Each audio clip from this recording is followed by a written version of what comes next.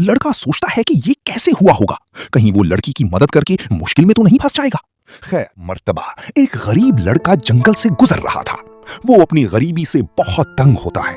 वो सोचता है कि कब उसके हालात बदलेंगे। दिल का बहुत नर्म होता है।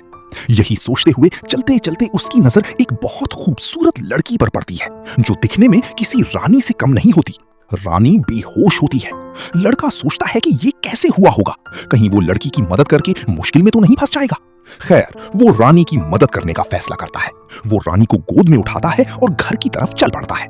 रास्ते में उसे डर भी लगा रहता है, मगर लड़का किसी चीज की फिक्र नहीं करता और आखिरकार अपने घर पहुंच जाता है। वहां उसकी बूढ़ी माँ होती है। वो पहले तो हैरान हो जाती है, मगर फिर वो रानी का इलाज शुरू कर देती है।